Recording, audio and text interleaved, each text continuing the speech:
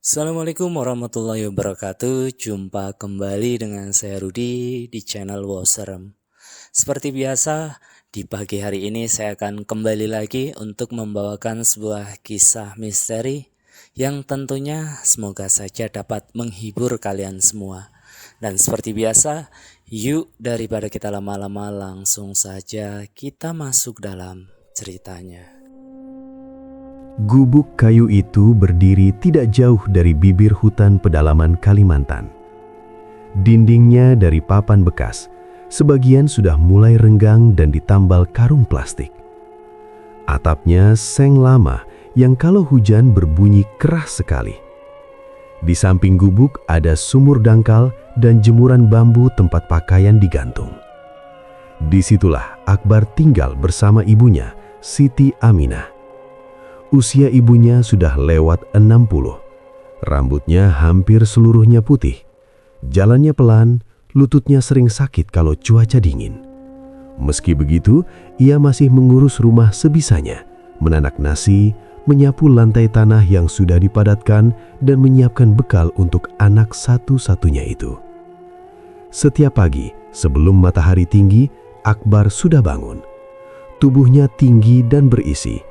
Kulitnya gelap terbakar matahari. Tangannya kasar, penuh bekas goresan. Ia biasa duduk di bangku kayu depan rumah sambil mengasah parang.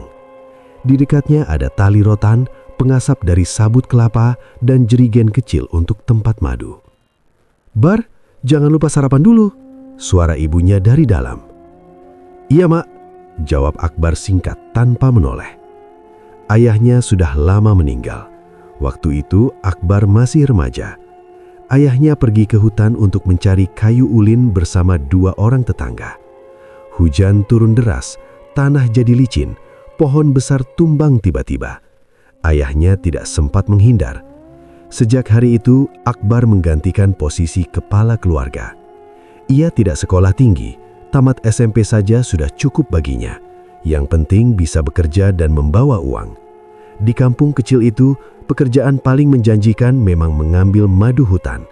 Kalau musimnya bagus, satu sarang bisa menghasilkan belasan liter madu. Pengepul dari kota biasa datang seminggu sekali. Akbar belajar dari ayahnya dulu. Ia tahu cara melihat tanda lebah liar.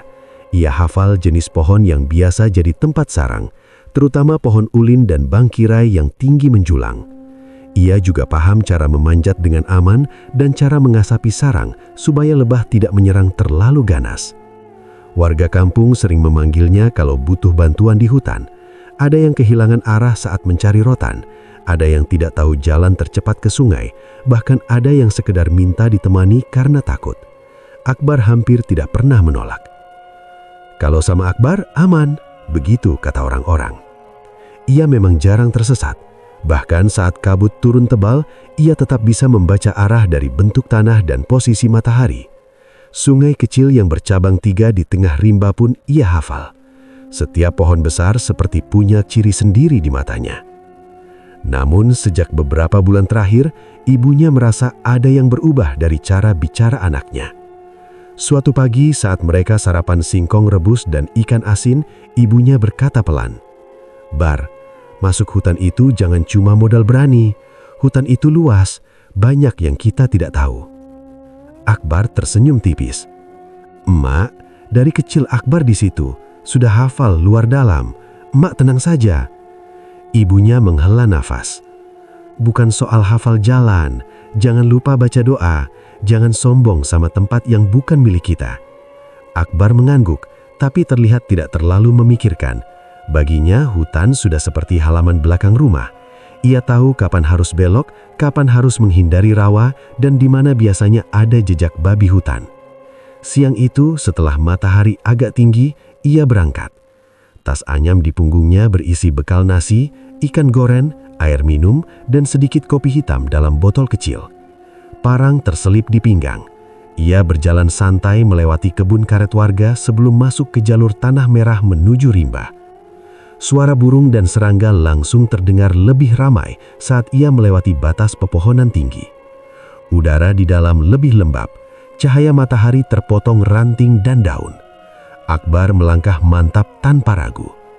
Hari itu ia menemukan 2 sarang madu.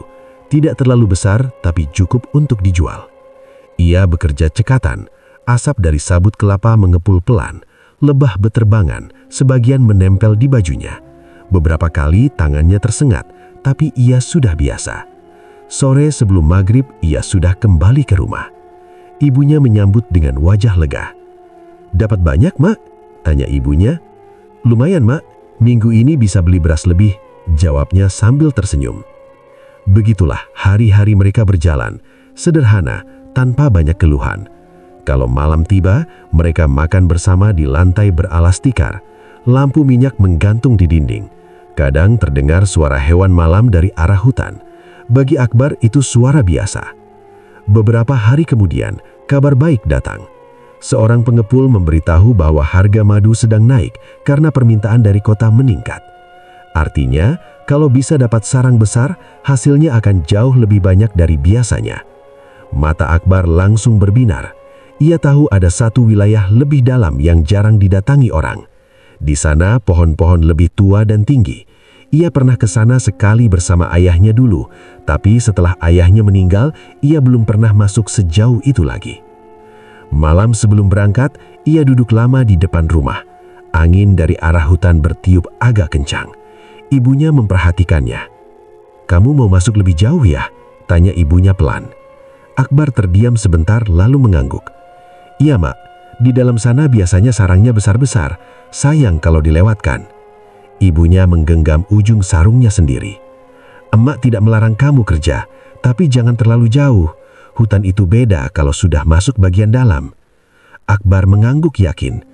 Emak ini kenapa jadi khawatir terus? Sudah berapa kali Akbar keluar masuk, tidak pernah kenapa-kenapa.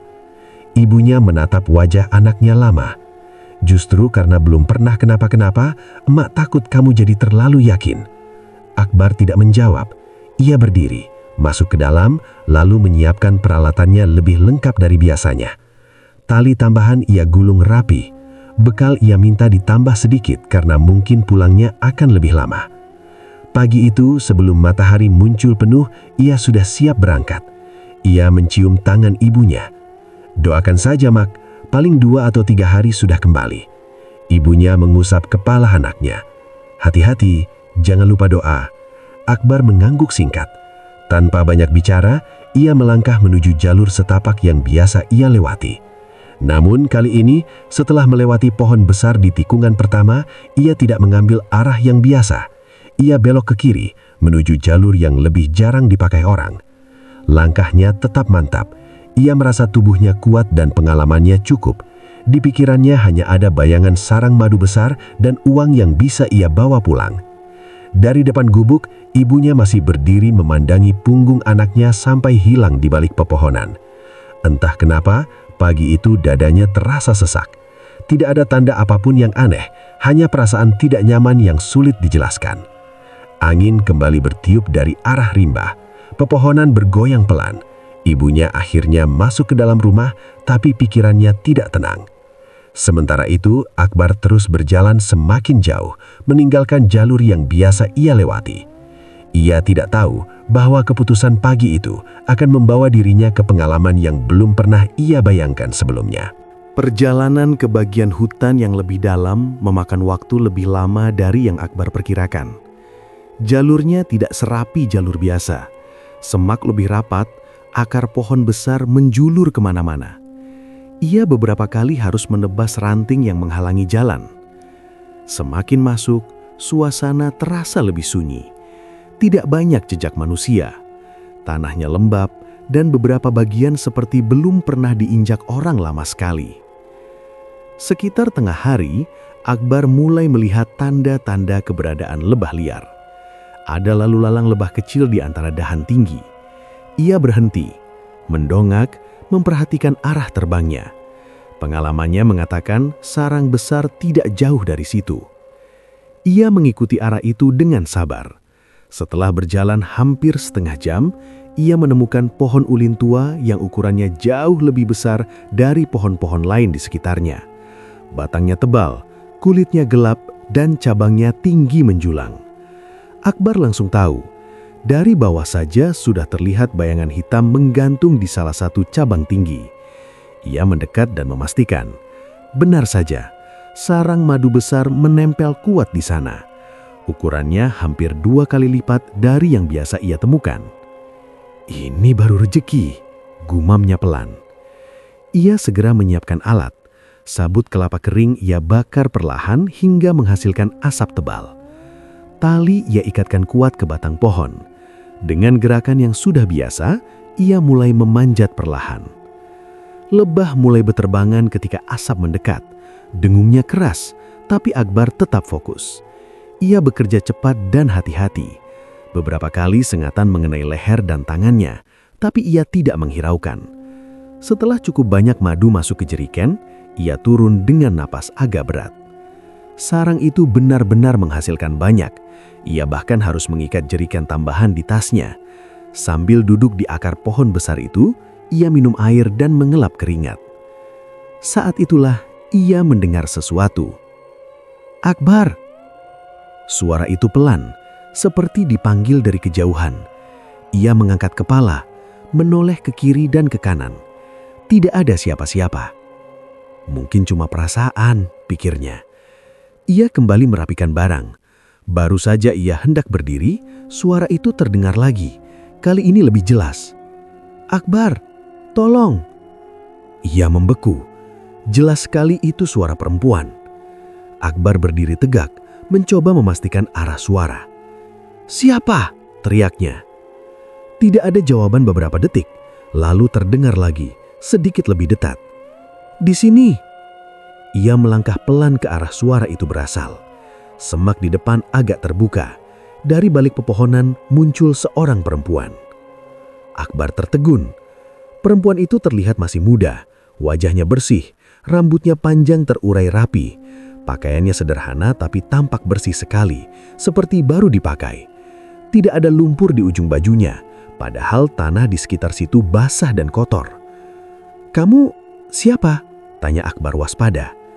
"Saya tersesat," jawab perempuan itu dengan suara lembut. "Sudah dari tadi mutar-mutar, tidak tahu jalan keluar." Akbar mengernyit. "Tersesat? Sendirian?" Perempuan itu mengangguk pelan. "Saya ikut rombongan, tapi terpisah." Akbar merasa aneh. Ia jarang melihat perempuan masuk sejauh ini, apalagi sendirian. "Rombongan apa?" "Rombongan dari kampung sebelah," jawabnya cepat. "Mencari rohtan." Jawaban itu terdengar masuk akal, meski tetap terasa janggal. Akbar memperhatikan kakinya. Bersih, tidak ada goresan, tidak ada bekas lumpur. "Kamu tidak apa-apa?" tanya Akbar lagi. Perempuan itu menatapnya lama, lalu tersenyum tipis. "Saya takut sendirian, bisa temani saya keluar?" Akbar terdiam sesaat. Dalam pikirannya, tidak mungkin meninggalkan orang sendirian di dalam hutan, apalagi perempuan. Ia merasa bertanggung jawab. "Baik, ikuti saya, tapi jalannya agak jauh," katanya akhirnya. Perempuan itu mengangguk dan berjalan di sampingnya. Mereka melangkah melewati jalur yang tadi ia lewati. Awalnya Akbar yakin arah yang diambil sudah benar. Ia mengenali beberapa pohon besar dan aliran air kecil di sebelah kanan. Namun lama-lama ia merasa seperti ada yang berbeda. "Nama kamu siapa?" tanya perempuan itu tiba-tiba. "Akbar." Perempuan itu tersenyum lagi. "Saya tahu." "Tahu dari mana?" "Kamu kan yang paling sering masuk hutan sini, semua orang kenal." Jawaban itu membuatnya sedikit tidak nyaman. "Kamu dari kampung mana tadi?" Perempuan itu menyebut nama kampung yang letaknya cukup jauh dari situ. Akbar makin heran. Dari kampung itu untuk sampai sini perlu waktu lama, dan biasanya lewat jalur sungai, bukan dari arah ini. "Rumah kamu dekat pinggir hutan kan?" tanya perempuan itu lagi. Akbar berhenti sebentar. "Iya, kamu pernah ke sana?" Perempuan itu tidak langsung menjawab. Ia hanya tersenyum tipis sambil terus berjalan. Beberapa menit kemudian, Akbar mulai merasa jalur yang ia tempuh tidak biasa. Pohon-pohon di sekeliling terlihat asing. Tidak ada tanda goresan yang biasa ia buat di batang pohon sebagai penanda. Ia mencoba mengingat, apakah tadi sempat belok terlalu jauh saat mengikuti suara itu? "Kita sudah dekat belum?" tanya perempuan itu. "Harusnya sudah," jawab Akbar meski dalam hati mulai ragu. Matahari perlahan turun. Cahaya di dalam hutan makin redup. Biasanya dari beberapa titik ia masih bisa mendengar samar-samar suara aktivitas kampung menjelang maghrib. Kali ini tidak ada apa-apa selain suara serangga. Perempuan itu berjalan sedikit lebih cepat, lalu tiba-tiba berhenti. "Ada apa?" tanya Akbar. Perempuan itu menoleh. Wajahnya tetap sama, tapi tatapannya terasa berbeda. "Kamu yakin tahu jalan?" "Tentu saja," jawab Akbar agak tersinggung. Perempuan itu tersenyum lagi. Senyum yang kali ini terasa tidak biasa. "Kamu yakin?" Belum sempat Akbar menjawab, angin tiba-tiba bertiup lebih kencang. Daun-daun bergerak bersamaan. Akbar refleks menutup mata sebentar karena debu masuk. Saat ia membuka mata kembali, perempuan itu sudah tidak ada. Ia menoleh ke kiri, ke kanan. "Hei!" Tidak ada jawaban. Ia berlari beberapa langkah ke depan. Kosong, tidak ada jejak kaki, tidak ada suara langkah menjauh. Jantungnya mulai berdetak lebih cepat. "Jangan bercanda," teriaknya. Hanya gema suaranya sendiri yang terdengar. Akbar mencoba menenangkan diri. Mungkin perempuan itu bersembunyi karena takut. Mungkin ia lari tanpa sengaja. Namun semakin ia mencari dengan pandangan, semakin jelas bahwa ia benar-benar sendirian. Ia mencoba mengingat arah terakhir yang ia tuju. Tapi saat memutar badan, semua terlihat sama. Pohon tinggi, semak rapat, tanah lembab. Ia mencoba kembali ke arah pohon ulin tempat menemukan sarang tadi. Namun setelah berjalan beberapa menit, ia tidak menemukan tanda apapun yang ia kenali. Langit semakin gelap, hatinya mulai tidak enak. "Aneh," gumamnya pelan. Ia berdiri di satu titik, mencoba mendengarkan. Biasanya ia bisa menentukan arah dari suara sungai atau angin. Kali ini yang terdengar hanya bunyi serangga malam. Saat itulah, dari kejauhan, terdengar suara pelan. Suara tawa, lirih seperti ditahan. Datangnya tidak jelas dari mana. Bisa dari depan, bisa dari belakang. Akbar menegang, bulu kudiknya berdiri. Tawa itu terdengar lagi, lebih panjang, lalu menghilang bersama gelap yang makin pekat di antara pepohonan. Malam pertama setelah perempuan itu menghilang, Akbar memutuskan tidak berjalan sembarangan. Cahaya sudah terlalu redup. Ia memilih mencari tempat yang agak terbuka untuk bermalam. Ia menemukan pohon besar dengan akar menjulur keluar dari tanah. Di situ ia duduk bersandar, menyalakan sedikit api dari ranting kering yang masih bisa ia kumpulkan. Kepalanya masih dipenuhi pertanyaan tentang perempuan tadi. Ia mencoba berpikir logis. Mungkin perempuan itu memang lari ketakutan. Mungkin ia hanya salah arah sebentar. Besok pagi, saat matahari muncul, ia yakin bisa menemukan jalur yang benar. Ia makan nasi sisa bekal dengan pelan. Nafsu makannya berkurang. Setiap beberapa menit, ia menoleh ke sekeliling. Hutan terasa berbeda saat malam. Lebih sunyi, tapi juga lebih hidup dengan suara-suara kecil yang sulit ditebak. Saat api mulai mengecil, terdengar suara pelan. "Akbar." Ia langsung mengangkat kepala. Suara itu sama seperti kemarin, pelan dan seperti datang dari jauh. Ia berdiri cepat. "Siapa?" Tidak ada jawaban, hanya suara dedaunan yang bergesekan.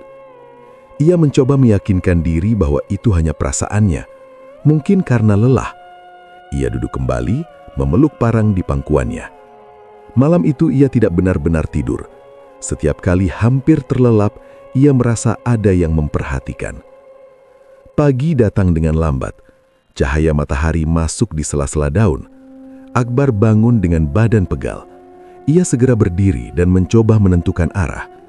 Ia mencari posisi matahari dan mengingat kembali jalur yang ia tempuh sebelum tersesat. Ia memutuskan mengikuti aliran air kecil yang ia temukan tidak jauh dari tempatnya bermalam. Biasanya, mengikuti aliran air akan membawanya ke sungai yang lebih besar. Dari sana, ia bisa mengenali wilayah. Langkahnya masih cukup mantap di hari kedua itu. Ia membuat tanda di beberapa batang pohon dengan ujung parang, goresan miring yang biasa ia pakai sebagai penunjuk arah. Setiap beberapa meter, ia menoleh ke belakang untuk memastikan tanda itu terlihat jelas. Beberapa jam berjalan, ia mulai merasa aneh. Aliran air yang ia ikuti tidak bertambah besar, justru semakin kecil dan akhirnya hilang di tanah berpasir. Ia mengernyit. Tidak mungkin, gumamnya. Ia berbalik, mencoba kembali ke tanda terakhir yang ia buat. Namun setelah berjalan cukup lama, ia tidak menemukan goresan apapun. Ia yakin tadi sudah menandai beberapa pohon. Ia mencoba menenangkan diri. Mungkin ia salah belok sedikit. Ia berjalan ke arah lain. Beberapa puluh langkah kemudian, ia melihat goresan di batang pohon. Akbar mendekat. Ia menyentuh bekas tebasan itu. Itu goresannya, persis seperti yang biasa ia buat. Dadanya langsung terasa berat. Ia melihat sekeliling. Pohon di depannya terasa familiar. Ia melangkah beberapa meter ke kiri dan menemukan bekas pijakannya sendiri di tanah yang agak lembek. Ia sadar sesuatu. Ia berjalan memutar. Tidak mungkin sejauh ini cuma mutar, katanya pelan. Ia mencoba lagi mengambil arah berbeda, kali ini dengan lebih hati-hati. Namun setiap kali berjalan cukup lama, selalu ada rasa seperti kembali ke tempat yang sama. Hari kedua sore, bekalnya tinggal sedikit.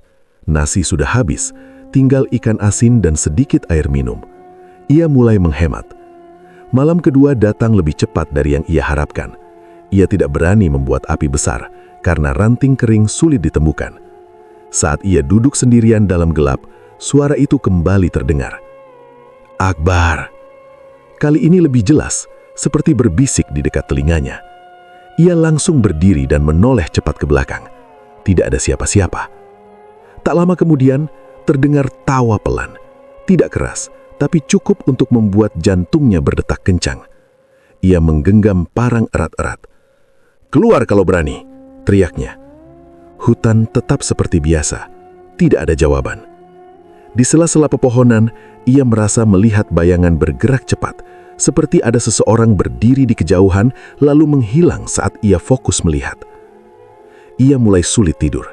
Setiap suara kecil membuatnya waspada. Kepalanya dipenuhi rasa curiga. Hari ketiga, tubuhnya mulai terasa lebih berat. Perutnya kosong. Ia mencoba mencari buah hutan yang aman dimakan, tapi tidak banyak yang ia temukan. Air minumnya hampir habis. Ia terpaksa mengambil air dari genangan kecil dan menyaringnya seadanya dengan kain. Ia kembali mencoba mencari jalur keluar.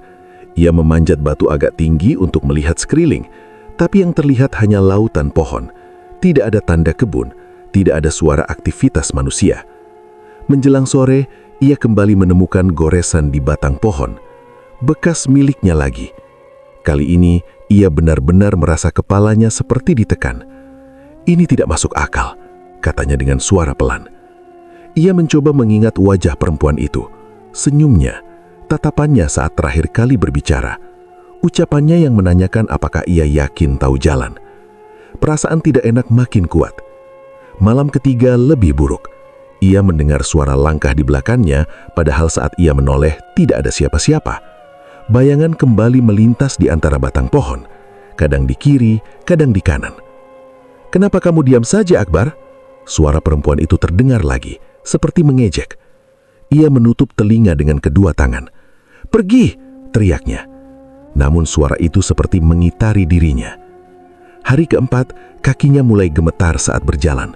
Tenggorokannya kering, wajahnya pucat. Ia tetap memaksa bergerak, karena diam di tempat sama saja menunggu keadaan makin buruk. Di kampung, ibunya mulai gelisah. Sudah lewat dari waktu yang biasanya Akbar pulang. Hari pertama ia masih coba tenang. Hari kedua ia mulai bertanya pada tetangga. "Bar belum kelihatan?" tanyanya pada seorang warga. "Belum, Mak, mungkin masih di dalam.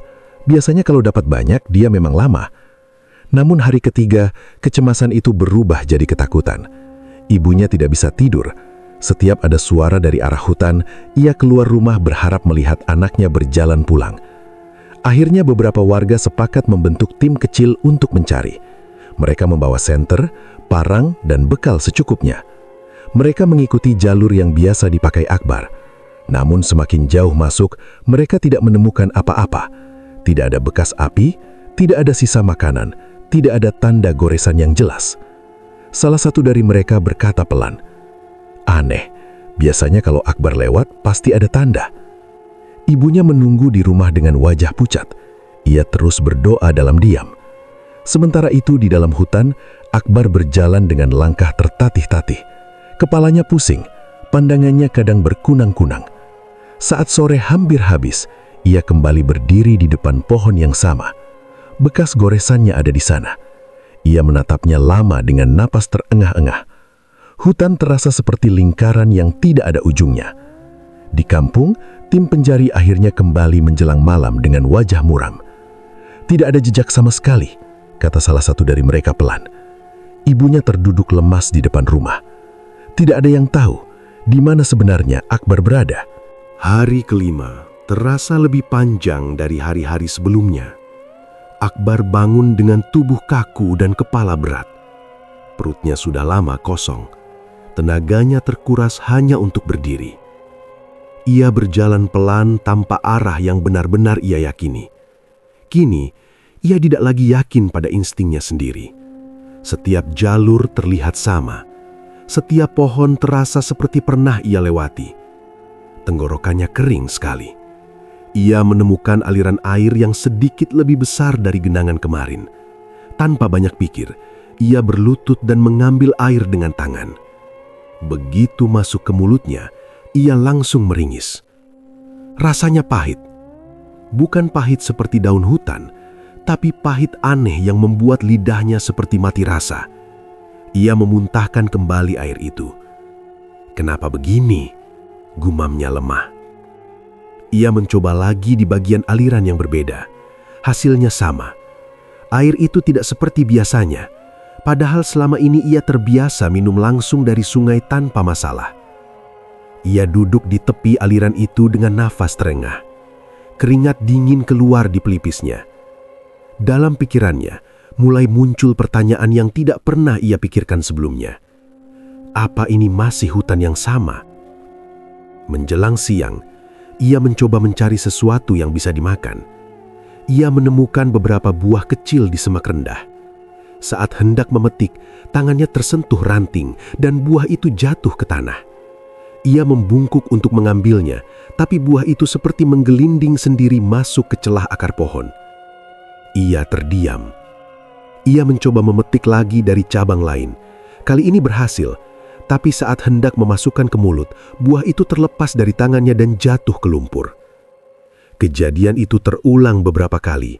Setiap ada makanan yang hampir ia dapatkan, selalu ada saja yang membuatnya gagal. Dadanya mulai terasa sesak.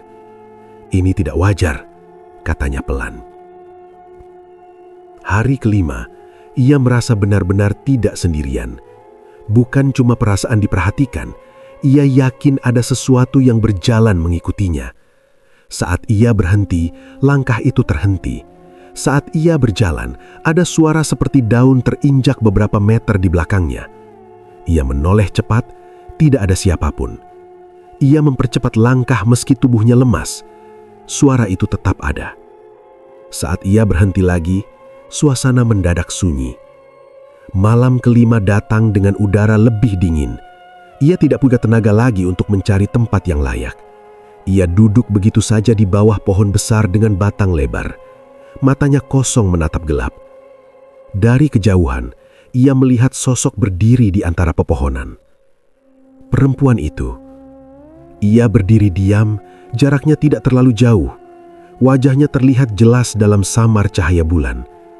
Ia tersenyum, tapi tidak bersuara. Akbar berdiri dengan sisa tenaga yang ada.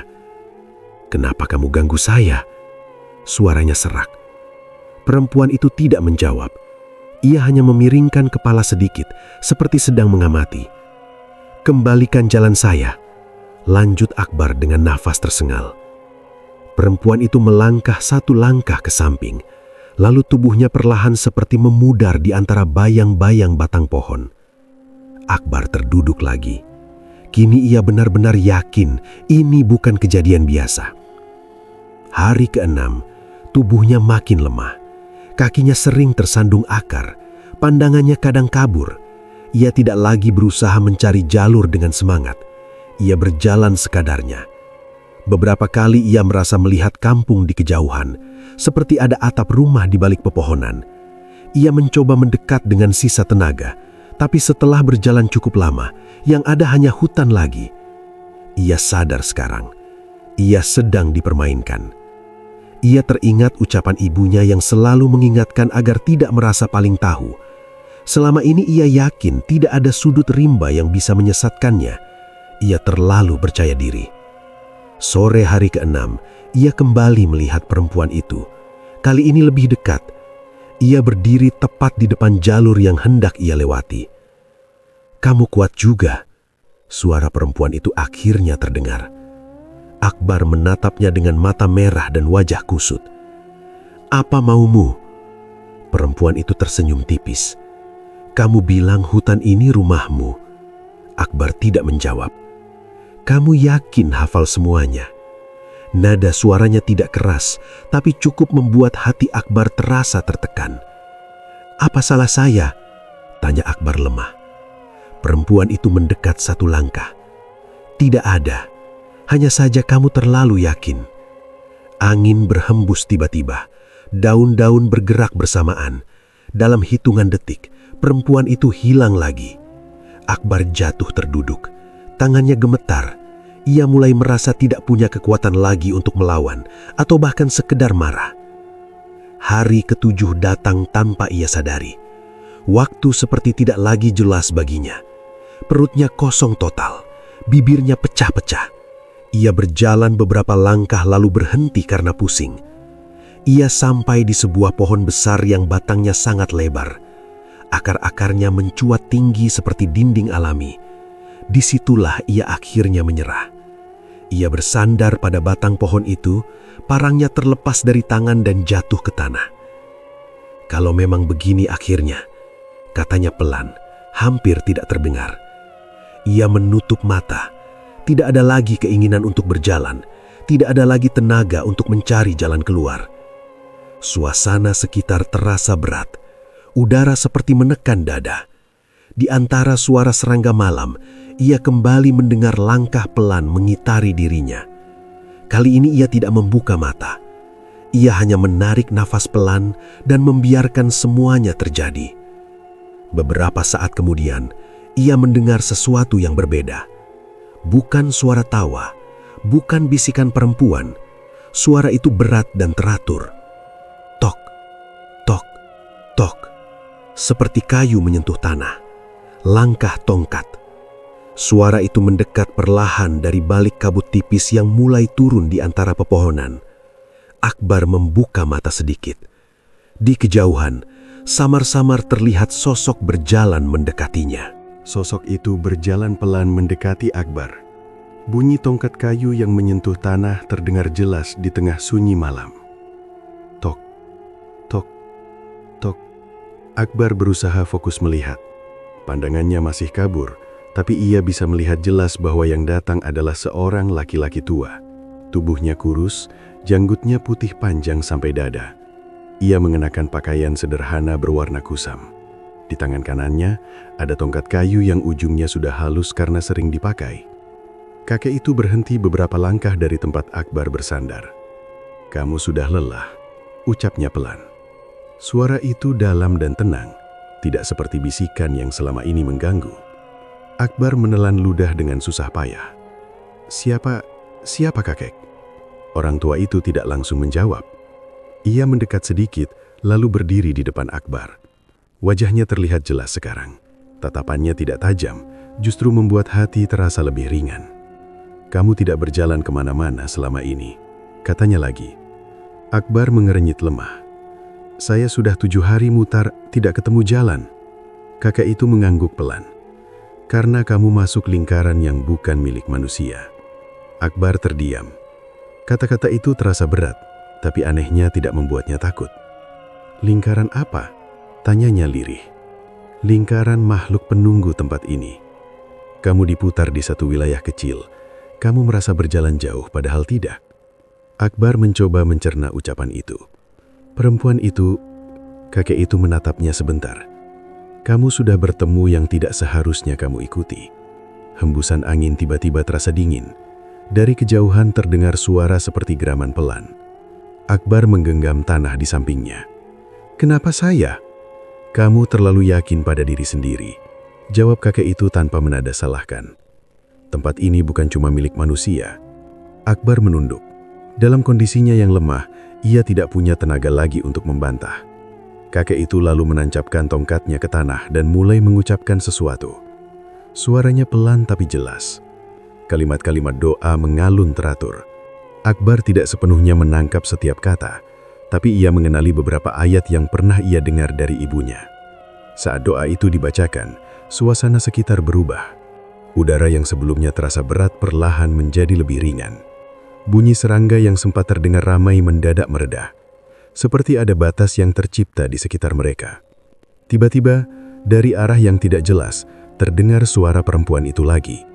Namun kali ini, bukan suara lembut. Jeritan. Teriakan marah yang panjang dan melengking. Akbar refleks menutup telinga. Suara itu menusuk kepala. Kakek itu tetap berdiri tegak. Ia melanjutkan bacaannya tanpa terhenti. Jeritan itu terdengar semakin jauh, seperti terdorong menjauh oleh sesuatu yang tidak terlihat. Beberapa detik kemudian, suara itu hilang sama sekali. Hutan menjadi sunyi. Bukan sunyi yang menakutkan, tapi sunyi yang terasa normal. Akbar membuka mata perlahan. Ia merasa seperti beban berat yang selama ini menekan dadanya tiba-tiba terangkat. "Kamu masih bisa berjalan?" tanya kakek itu. Akbar mencoba berdiri. Kakinya masih gemetar, tapi ia bisa berdiri dengan bantuan tongkat yang disodorkan kepadanya. "Bisa, sedikit," jawabnya pelan. "Kita keluar sekarang." Akbar tidak bertanya lagi. Ia hanya mengikuti langkah kakek itu. Anehnya, jalur yang mereka lewati terasa berbeda. Tidak lagi membingungkan. Tanahnya lebih rata. Akar-akar besar tidak lagi menghalangi. Sepanjang perjalanan, kakek itu sesekali kembali membaca doa dengan suara pelan. Setiap kali ia melakukannya, suasana di sekitar tetap terasa tenang. Akbar memperhatikan satu hal. Ia merasa seperti hanya berjalan sebentar, tidak sejauh yang ia rasakan selama berhari-hari sebelumnya. "Kakek," panggilnya pelan. "Ya, benarkah saya cuma di satu tempat?" Kakek itu tidak langsung menjawab. Ia terus melangkah beberapa saat sebelum berkata, "Kadang yang membuat jauh bukan jaraknya, tapi yang menutup jalan." Akbar terdiam. Ia sadar sepenuhnya bahwa selama ini ia tidak benar-benar bergerak bebas. Langit mulai berubah warna, tanda fajar akan segera datang. Cahaya tipis muncul di balik pepohonan. Setelah beberapa langkah lagi, Akbar mencium bau yang sangat ia kenal. Bau getah karet. Ia mengangkat kepala cepat. Di depan sana pepohonan mulai jarang. Tanahnya tidak lagi penuh semak liar. Beberapa langkah kemudian, ia melihat sesuatu yang membuat dadanya terasa sesak. Kebun karet milik warga. Ia mengenali satu pohon yang batangnya pernah ia tandai saat membantu tetangga dulu. Tidak mungkin salah. "Kita sudah dekat kampung," katanya dengan suara hampir tidak percaya. Kakak itu berhenti sebentar. "Kamu tidak pernah jauh." Akbar menoleh ke belakang, mencoba melihat seberapa dalam hutan yang baru saja ia lewati. Namun yang terlihat hanya barisan pohon biasa. Ia kembali menghadap ke depan. Rumah-rumah kampung belum terlihat, tapi jaraknya tidak jauh lagi. Akbar menelan ludah. Air mata tanpa sadar mengalir di pipinya. Selama 7 hari ia merasa tidak akan pernah melihat tempat ini lagi. "Kakek, terima kasih," ucapnya dengan suara bergetar. Kakek itu hanya mengangguk kecil. Mereka melangkah beberapa meter lagi hingga benar-benar sampai di tepi kebun. Cahaya matahari pagi mulai muncul lebih jelas. Akbar ingin mengatakan sesuatu lagi. Ia ingin bertanya siapa sebenarnya orang tua itu. Ia berbalik, namun di belakangnya tidak ada siapa-siapa. Tidak ada langkah kaki, tidak ada bunyi tongkat. Seolah kakek itu tidak pernah berdiri di sana. Akbar terdiam beberapa saat. Ia melihat ke kiri dan ke kanan, hanya kebun dan hutan biasa. Ia menarik nafas panjang mencoba memastikan bahwa semua tadi bukan halusinasi. Tongkat kayu yang sempat ia pegang juga sudah tidak ada di tangannya. Ia berdiri sendirian di tepi kebun dengan tubuh lemah dan pakaian kotor. Tapi kali ini bukan dalam lingkaran yang membingungkan. Ia tahu satu hal. Ada yang menuntunnya keluar. Siapapun sosok itu, bukan manusia biasa. Akbar menoleh sekali lagi ke arah hutan, lalu melangkah perlahan menuju kampung dengan sisa tenaga yang ada. Saat Akbar muncul di ujung kebun karet pagi itu, 2 orang warga yang sedang menyadap langsung terpaku. Salah satu dari mereka sampai menjatuhkan pisau sadapnya. "Bar?" ucapnya tidak percaya.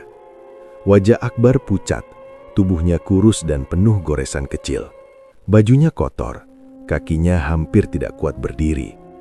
Ia mencoba tersenyum, tapi yang keluar hanya napas berat. "Air," katanya pelan. Kedua warga itu langsung berlari menghampiri. Salah satu dari mereka memapahnya duduk di batang pohon yang tumbang. Yang lain membuka botol minum dan menyodorkannya. "Ya Allah, kamu kemana saja?" tanya mereka hampir bersamaan. Akbar minum pelan. Kali ini air terasa normal, tidak pahit. Ia menelan dengan susah payah. "Di hutan," jawabnya singkat. Warga saling pandang. "Kami cari kamu tiap hari, sampai masuk jauh, tidak ada jejak sama sekali." Tak lama kabar kepulangannya menyebar cepat ke kampung. Beberapa orang datang berlari, ada yang memanggil ibunya. Siti Aminah hampir tidak percaya saat melihat anaknya berjalan tertatih di papah warga. Ia langsung memeluknya tanpa peduli pakaian kotor dan bau badan yang menyengat. "Kamu hidup, Bar, kamu hidup," katanya dengan suara gemetar. Akbar memeluk ibunya pelan. "Maaf, Mak." Ia tidak langsung menceritakan semuanya. Tubuhnya terlalu lemah. Warga membawanya masuk ke rumah.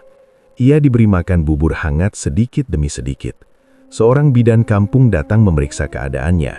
Tidak ada luka serius, hanya kekurangan cairan dan tenaga. Siang itu rumahnya ramai. Orang-orang bergantian datang ingin tahu apa yang terjadi. Salah satu anggota tim pencari duduk di sudut rumah. "Kami sampai masuk ke wilayah yang kamu bilang dulu paling kamu hafal.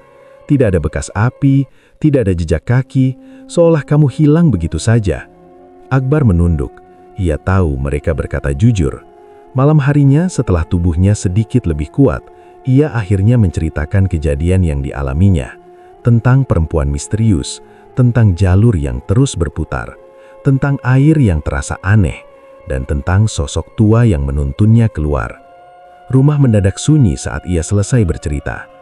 Beberapa warga terlihat merinding, ada yang menggeleng pelan. Seorang tetua kampung yang dihormati, Pak Rahman, duduk bersila dengan wajah tenang. Usianya sudah lebih dari 70. Ia dikenal banyak tahu tentang adat dan cerita lama. "Di hutan di daerah kita ini bukan tempat kosong," katanya pelan. "Sejak dulu orang tua bilang, ada penghuni yang tidak terlihat."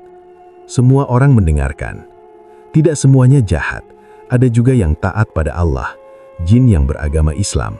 Mereka tidak mengganggu kalau kita tidak sombong dan tidak melanggar. Akbar mengangkat wajahnya. "Jadi, kakek itu?" Pak Rahman mengangguk pelan. "Bisa jadi.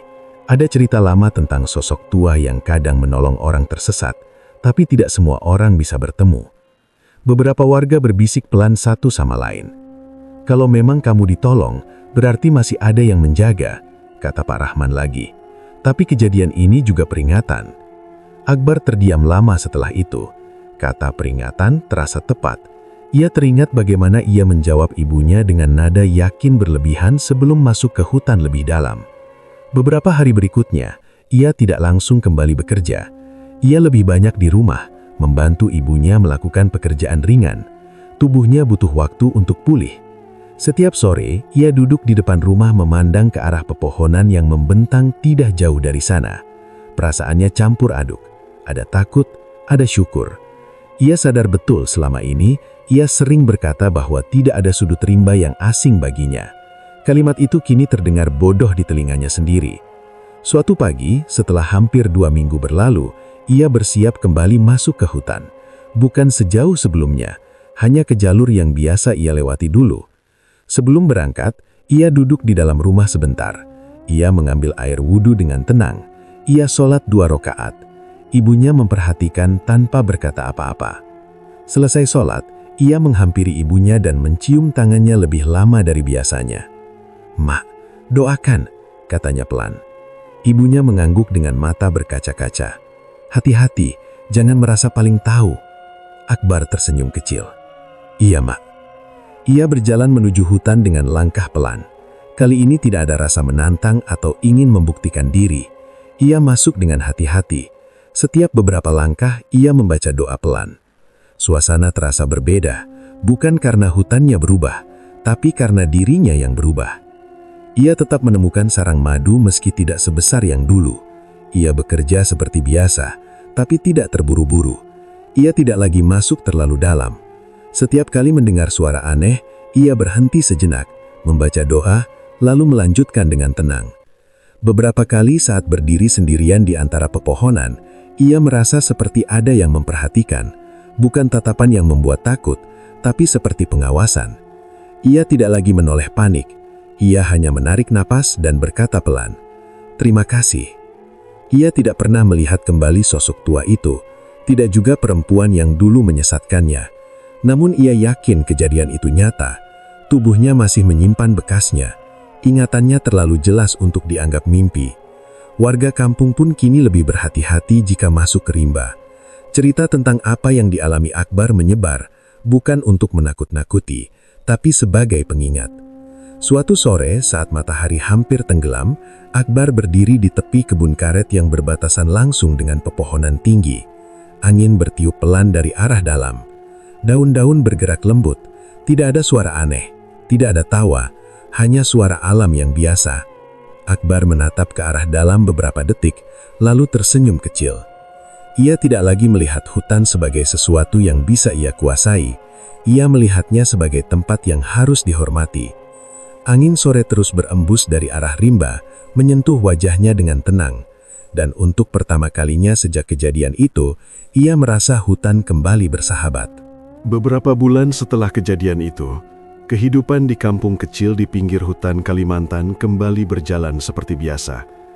Orang-orang kembali ke ladang, ke kebun karet dan ke sungai untuk mencari ikan. Anak-anak berlari sore hari tanpa lagi membicarakan kabar hilangnya Akbar seperti dulu. Semua terasa normal, seolah peristiwa itu sudah terkubur waktu. Gubuk kayu milik Akbar masih berdiri di tempat yang sama. Dindingnya tetap papan lama yang mulai kusam, atapnya masih seng yang berbunyi keras saat hujan turun. Tidak ada yang berubah dari bentuk rumah itu, tapi suasananya berbeda. Sekarang, setiap pagi sebelum berangkat kerja, terdengar suara doa pelan dari dalam. Setiap sore sebelum makan, ia kembali menunduk, bersyukur karena masih diberi kesempatan hidup. Akbar tidak lagi banyak bicara soal kemampuannya mengenal hutan. Dulu, ia sering berkata bahwa tidak ada jalur yang tidak ia hafal. Ia merasa sudah terlalu sering keluar masuk rimba, sampai menganggap tempat itu seperti halaman belakang rumahnya sendiri. Sekarang, jika ada pemuda kampung yang bertanya soal jalur pintas atau daerah yang berbahaya, ia menjawab seperlunya saja. "Masuk hutan itu jangan cuma bawa parang sama bekal," katanya suatu sore pada beberapa pemuda. "Jangan lupa doa, jangan merasa paling tahu." Nada bicaranya tidak lagi tinggi, tidak ada kesan ingin pamer pengalaman. Wajahnya lebih tenang, tapi juga lebih serius. Warga kampung pun masih sering membahas keanehan yang terjadi saat Akbar hilang. Tim pencari yang masuk sampai beberapa kilometer ke dalam hutan bersumpah tidak pernah menemukan jejaknya. Padahal mereka menyisir daerah yang sama berulang kali. Seolah-olah Akbar tidak pernah ada di sana. Seorang tetua kampung pernah menjelaskan bahwa hutan di Kalimantan bukan hanya dihuni binatang dan pepohonan. Ada makhluk tak kasat mata yang hidup berdampingan dengan manusia. Sebagian mengganggu, sebagian lagi justru menjaga. Ia menyebut ada jin Islam yang kadang menolong orang tersesat, terutama jika orang itu masih ingat pada Tuhan di saat genting. Sejak saat itu, warga makin berhati-hati. Bukan karena takut berlebihan, tapi karena sadar bahwa manusia bukan satu-satunya penghuni alam. Akbar sendiri sering duduk di beranda rumahnya saat sore menjelang maghrib. Ia memandang ke arah rimba yang tampak hijau gelap dari kejauhan. Kadang angin berembus pelan membawa bau tanah dan daun basah. Setiap kali merasakan itu, dadanya terasa hangat sekaligus berat. Ia ingat betul bagaimana rasanya berjalan berhari-hari tanpa arah. Ia ingat rasa pahit di mulut saat mencoba minum dari sungai. Ia ingat bagaimana makanan selalu hilang dari tangannya. Dan ia tidak pernah lupa senyum wanita yang muncul dari kejauhan, yang ternyata bukan manusia. Sekarang, semua itu terasa seperti mimpi buruk, tapi ia tahu itu nyata. Perubahan dalam diri Akbar terlihat jelas. Ia tidak lagi sembarangan melangkah. Jika hendak masuk hutan untuk berburu atau mencari kayu, ia mandi lebih dulu, berpakaian rapi, lalu berdoa. Ia tidak lagi meludah sembarangan atau berkata kasar di tengah rimba. Ia menjaga sikap seolah sedang bertamu di rumah orang. Beberapa kali saat ia berjalan sendirian di jalur setapak, ia merasa seperti ada yang mengikuti dari jauh. Bukan langkah yang mengancam, bukan juga suara yang menakutkan, hanya perasaan diawasi. Anehnya, perasaan itu tidak membuatnya takut. Justru ada rasa aman yang sulit dijelaskan. Suatu hari ketika matahari hampir tenggelam, Akbar berhenti sejenak di tepi hutan. Ia berdiri diam, memandang ke dalam rimba. Angin sore berembus pelan membuat dedaunan bergerak pelan seperti saling berbisik. Dalam hati, ia mengucapkan terima kasih. Ia tidak tahu siapa sebenarnya kakek berjanggut putih yang menolongnya malam itu. Ia tidak pernah lagi melihat sosok itu di kampung atau di sekitar hutan. Tidak ada warga yang merasa mengenal ciri-ciri yang ia ceritakan. Seolah kakek itu memang hanya muncul untuk satu tujuan, lalu pergi tanpa jejak. Kadang terlintas di pikirannya, jangan-jangan pertolongan itu memang bukan dari manusia biasa. Tapi Akbar tidak pernah berani berspekulasi terlalu jauh. Ia hanya yakin satu hal, pertolongan Allah bisa datang lewat cara yang tidak terduga. Dari kejadian itu, ada banyak pelajaran yang melekat kuat dalam hidupnya. Kesombongan adalah celah terbesar datangnya musibah. Saat manusia merasa paling kuat, paling tahu, dan paling berani, disitulah ia sering lupa bahwa dirinya tetap makhluk lemah. Tidak semua yang terlihat indah membawa kebaikan. Wajah cantik yang tersenyum di tengah hutan ternyata menyimpan niat buruk. Sejak saat itu, Akbar belajar untuk tidak mudah tergoda oleh apapun yang tampak menyenangkan di permukaan. Hutan dan alam memiliki penjaga yang tak kasat mata. Manusia boleh memanfaatkan hasilnya, tetapi tetap harus tahu batas dan menjaga sikap. Pertolongan Allah bisa datang melalui siapa saja, bahkan dari makhluk yang tak pernah terlintas dalam pikiran. Dan yang paling penting, sebelum melangkah kemanapun, doa dan adab adalah perlindungan utama. Cerita tentang hilangnya Akbar kini menjadi pengingat bagi warga kampung. Orang tua sering menceritakannya pada anak-anak mereka, terutama jika ada yang mulai berani masuk hutan tanpa izin atau tanpa persiapan. Malam-malam tertentu, saat suasana sunyi dan angin bertiup dari arah rimba, beberapa warga mengaku pernah mendengar suara tongkat menyentuh tanah pelan-pelan. Tidak ada yang berani memastikan, tidak ada yang mencoba mencari sumbernya, tapi kepercayaan itu tetap hidup. Sampai hari ini, masyarakat sekitar percaya bahwa jika seseorang tersesat di rimba Kalimantan dan masih menjaga imannya, masih ingat berdoa di saat takut, selalu ada penjaga tua yang siap menuntun jalan pulang. Dan setiap kali angin sore bertiup dari arah hutan, membawa hawa sejuk yang menenangkan, Akbar hanya tersenyum kecil. Baginya, rimba itu tidak lagi terasa sebagai tempat yang menakutkan. Ia kini memandangnya sebagai sahabat yang harus dihormati. Seolah hutan telah memaafkannya, seolah rimba kembali bersahabat. Dan itulah sedikit cerita yang dapat saya sampaikan. Kurang lebihnya saya mohon maaf. Semoga dalam cerita ini ada pelajaran dan hikmah yang dapat kita ambil. Terima kasih sudah menonton video di channel Woserem. Billahi taufik wal hidayah. Wassalamualaikum warahmatullahi wabarakatuh.